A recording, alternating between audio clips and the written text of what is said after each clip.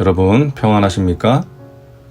오늘도 말씀과 함께하는 여러분에게 주님의 평안이 함께하길 바랍니다. 오늘 말씀은 출애굽기 30장입니다. 먼저 말씀 개요입니다. 1절부터 10절은 분향할 제단을 만들라고 말씀하시는 내용입니다. 제사장은 매일 아침 저녁으로 성소에 들어가서 향을 피웠습니다. 이 향은 성도의 기도를 상징합니다. 11절부터 16절은 이스라엘 성인 남자들이 내야 하는 성막 봉사에 쓰이는 톡전에 대한 내용이고 17절부터 21절은 성막 뜰에 있었던 물두멍에 대한 내용입니다.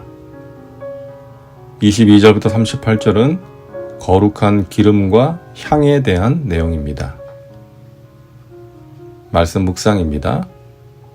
오늘의 묵상 포인트는 성막 뜰에 있는 번제단과 물두멍입니다.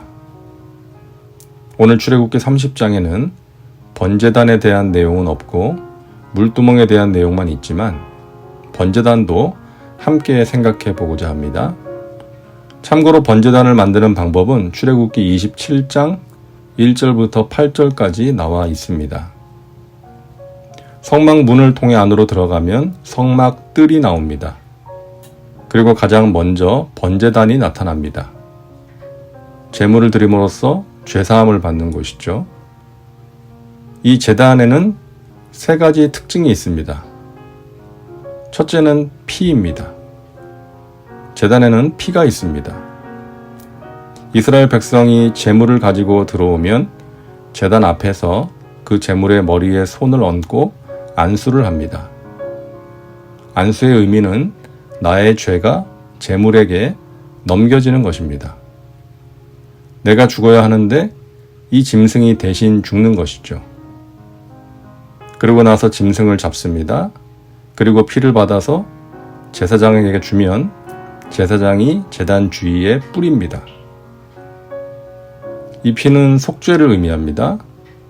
희생 제물이 되어 십자가에서 흘리신 어린 양 예수 그리스도의 피를 의미합니다. 둘째는 불입니다. 제단에는 항상 불이 있었습니다. 아브라함이 돌단을 쌓고 제물을 올려놓았을 때 불이 내려왔죠. 성막의 제단에도 불이 있었고 솔로몬의 성전에도 불이 있었습니다. 엘리야가 갈멜산에서 제단을 쌓고 기도했을 때 하늘에서 불이 내려왔습니다. 교회가 시작될 때에도 마찬가지였죠. 오순절날 사람들이 마가 다락방에 모여서 기도할 때 하늘에서 불같은 성령이 내려왔습니다. 하나님께서는 성막의 제단에 불을 주시면서 이 불을 꺼뜨리지 말라고 명령하십니다. 밤에도 낮에도 재물이 있을 때에도 없을 때에도 이동할 때에는 불 옮기는 그릇에 불씨를 담아서 이동했습니다. 이 불은 하나님의 임재와 성령의 능력을 의미하는 것이죠. 번제단의 세 번째 특징은 뿔입니다. 제단 내 모퉁이에 뿔을 만들게 하셨습니다. 이 뿔은 사람을 살리는 생명을 의미합니다. 시편 18편 2절입니다. 야훼는 나의 반석이시요 나의 요새시요 나를 건지시는 이시요 나의 하나님이시요 내가 그 안에 피할 나의 바위시요 나의 방패시요 나의 구원의 뿔이시요 나의 산성이시로다. 이 세 가지 피와 불과 뿔, 이 세 가지가 오늘날 우리의 교회에도 필요합니다. 첫째로 피. 교회는 세상을 살아가는 데 필요한 처세술을 가르치는 곳이 아닙니다. 성공 세미나 하는 것도 아닙니다. 십자가의 은혜, 보혈의 공로를 선포하는 곳입니다. 주의 보혈 능력이 있도다. 주의 피 믿으오. 주의 보혈 그 어린 양의 매우 귀중한 피로다. 나의 죄를 씻기는 예수의 피밖에 없네. 우리가 어린 양 예수의 피로 구원받았음을 기억하고 그 피를 찬양하는 것입니다. 둘째, 불입니다. 성령의 뜨거움이 있어야 합니다. 냉랭한 교회가 아니라 뜨거운 교회가 되어야 합니다. 성령 안에서 드려지는 예배, 성령의 능력을 경험하는 기도가 있어야 합니다. 불이 꺼지지 않는 교회가 되어야 합니다. 셋째, 뿔, 영혼 구원입니다. 교회는 마귀와의 영적 전쟁을 통해 물에 빠져 헤매는 이들을 건져내어 살리는 곳입니다. 그리스도의 피가 흐르고 성령의 불이 있고 구령의 열정을 가지고 영혼을 살리는 교회. 그런 교회가 진정한 교회요, 주님께서 기뻐하시는 교회입니다. 구약시대에는 이처럼 짐승을 잡아서 피를 뿌리고 고기를 불에 태움으로써 죄사함을 받았지만 오늘날은 예수 그리스도의 보혈의 공로를 의지하며 회개하면 죄사함을 받습니다. 이게 얼마나 감사한 일인가요? 구약시대에 살았으면 수시로 짐승을 잡아야 합니다.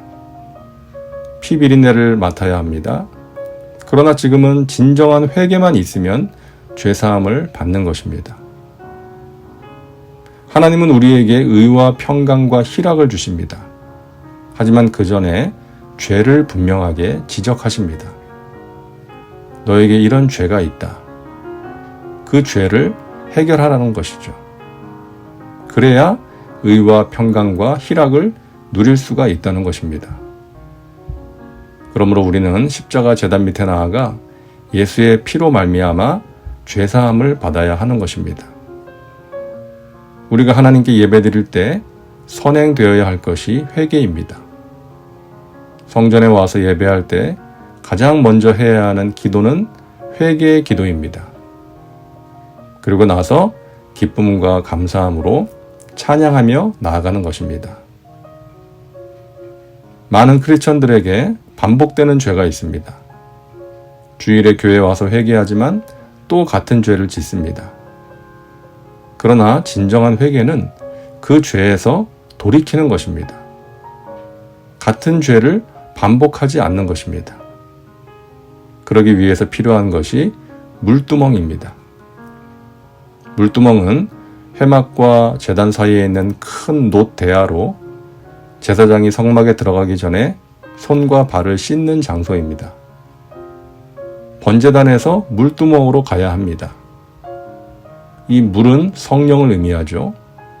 물두멍에서 손과 발을 씻는 것은 성령으로 성결하게 되는 것을 의미합니다. 성막문에서 예수님을 믿고 번제단에서 죄를 버리고 물두멍에서 성령 충만을 받아야 합니다.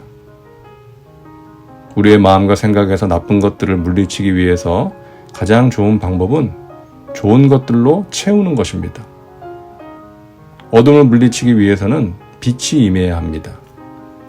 귀신이 떠나가기 위해서는 성령으로 충만해야 하는 것입니다.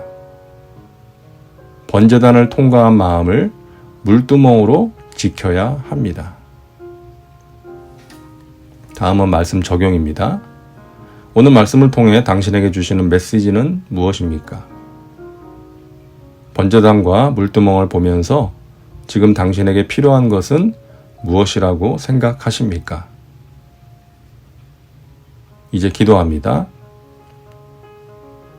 사랑과 은혜가 풍성하신 하나님, 오늘도 말씀과 함께 살게 하시니 감사합니다. 성막을 통해 하나님께 나아가는 우리에게 필요한 것이 무엇인지 알게 하시니 감사합니다.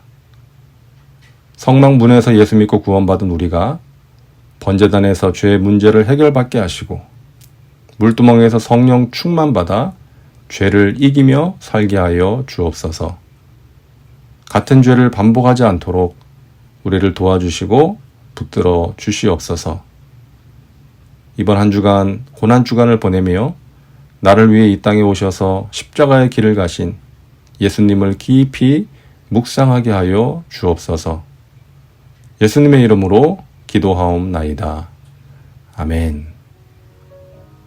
오늘도 말씀과 함께 은혜 가운데 거하시기 바랍니다. 여러분 사랑하고 축복합니다.